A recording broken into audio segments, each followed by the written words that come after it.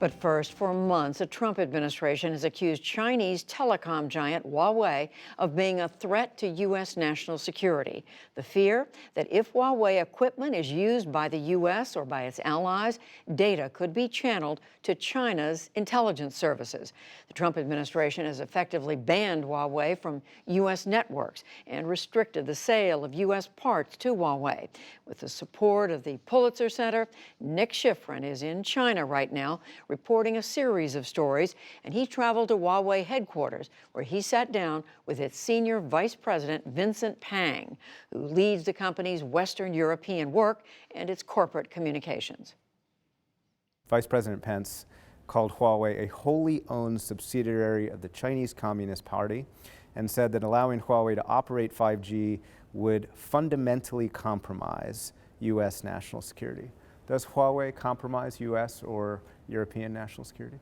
We fulfill all the local laws in every single country. We're running operations in 170 countries for last 30 years. There is no single accident or evidence means why we have done something wrong in any countries. Second, we state very clearly, Huawei is a 100% private company owned by employees. I don't know why there's so many rumors and suspicions about Huawei's ownership structures. Did you hear any single evidence we have a backdoors, we taking data back to China? This is a small industry. If it's such kind of things, it must be disclosed already. The founder and CEO, Ren, former civil engineer in the People's Liberation Army, current party member. Some U.S. officials believe that that means that Huawei has to respond to party requests. Does Huawei have to respond to party requests? There's many U.S. companies run by the former, army or generals. It's the same. You know, Mr. Ling is just one of a normal, formal, officers. He is just a normal technical engineer in Army. You cannot judge a person, being just by part of his working experience. I don't feel there's any influence from central government or from Army has been influenced our daily business. This is a country, of course, where the Communist Party oversees the legal system and the ability for businesses to be businesses.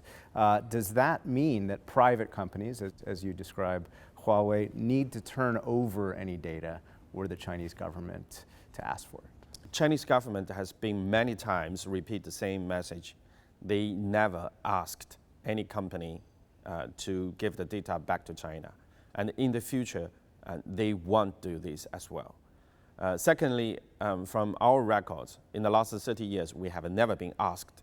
If you remember, on 15th of January, when Mr. then CEO and founder being asked by this question, he said very clearly he will refuse. If he cannot do, he will shut down the company. The other concern from the U.S. is that there's a backdoor, that there will be information from Huawei siphoned off by the Chinese government or Chinese intelligence services. Can you guarantee that the information won't be siphoned off?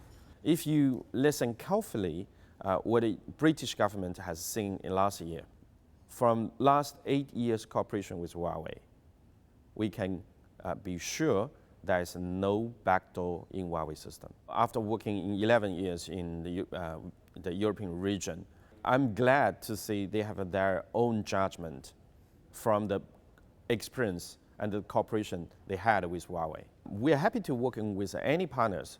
It doesn't matter if it's US partners or Chinese or European partners, if that is all back to a technical discussion rather than a political. And so you think the U.S. government is not willing to have that technical discussion, it's only having a political discussion? Up to now, what we see is all political discussions, nothing real being put into place for a technical debate or technical discussions. The trust we have been built within 170 countries, the journey took us almost 30 years. But it looks like US is not willing to give Huawei such kind of opportunity. Has the U.S. efforts against Huawei had any impact on that momentum that you see around the world? There's no major impact. Firstly, all our major customers still stay with Huawei. You didn't see any customers not using Huawei anymore. We can continue to support our customers. We can continue to deliver our equipment to all our major customers. We signed a 50 contract with our major customers for 5G already. And this year, we will deliver 150,000 base stations outside of China. I think that is the fact. Sir, thank you very much. Thank you.